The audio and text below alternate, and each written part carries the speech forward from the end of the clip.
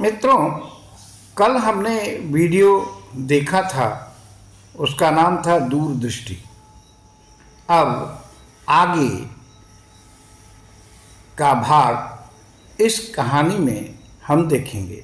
जो मित्र नए हों वो कृपया चैनल को सब्सक्राइब कर दें, शेयर कमेंट भी करें और बेल आइकन को प्रेस कर दें ताकि सारे नोटिफिकेशन आपको मिलते रहें।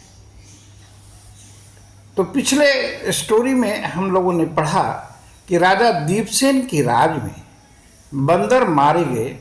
जो दूरदृष्टि रखने वाला बलीमुख और उसके थोड़े से साथी जो उसकी बात मानकर राजमहल के पकवान छोड़कर जंगल में आ गए थे, वे ही बच गए। बलीमुख नीतिज्ञ था। उसे अपने कुल के बंदरों के मारे जाने का बहुत दुख था। वह राजा से बदला लेने की सोचता रहता था, पर कहाँ बलीमुख बानर और कहाँ सर्वशक्तिमान संपन्न राजा दीपसेन।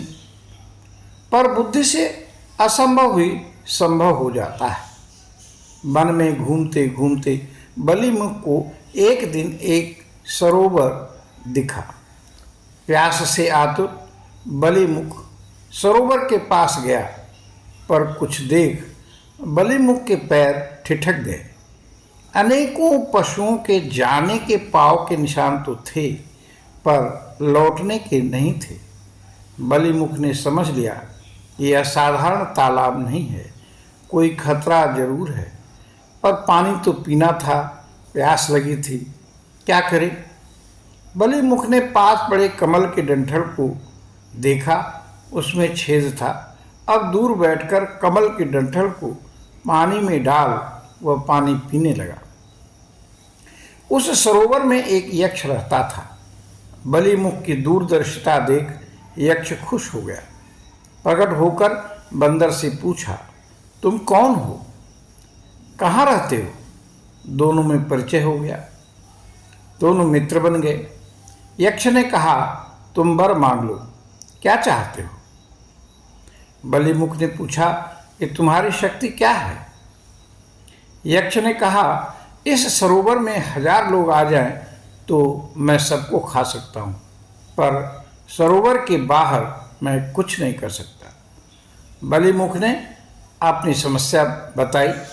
बोला, मैं पूरे राज परिवार को सरोवर में पहुँचा दूंगा, तुम खा लेना। इससे तुम्हारी भूख मिटेगी और मैं बदला भी ले लूँगा। पर इसके लिए कुछ समय के लिए तुम अपने गले में पड़ी ये रत्नों की माला हमें दे दो। यक्ष ने माला दे दी। बलीमुख उसे गले में डाल नगर में गया। महल में जैसे ही पहुंचा, लोग उसे देख हाल पूछने लगे। राजा ने भी बुलवाया, माला के बारे में पूछताछ की। तब बलीमुख ने कहा, राजन, मैं आपका अन्न खाया है, आपका नमक खाया है, आपकी समृद्धि हेतु ही आया हूँ। जंगल में एक सरोवर है, जो उसमें स्नान करेगा वह मेरी तरह रत्नों की माला धारण कर लेगा और धन प्राप्त करेगा। आप सपरिवार चलें, स्नान करें और धन को प्राप्त करें। लालची दीपसेन तैयार हो गया। सारे परिवार के साथ उस सरोवर पर गया। बलीमुख पेड़ पर चढ़ गया। बोला, राजन, आप सबके अंत में जाना, सबको भेज दो एक साथ, ताकि सबको रत्नमाला एक ही साथ मिल जाए। राजा तट पर खड़ा हो गया और परिवार तालाब में नहाने लगा। तो यक्ष ने सबको खा लिया।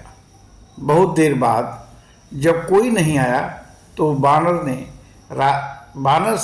ने कहा, राजन, ये जो देर हो रही है वो ये कहती है कि आपके परिवार के लोग अब नहीं आएंगे।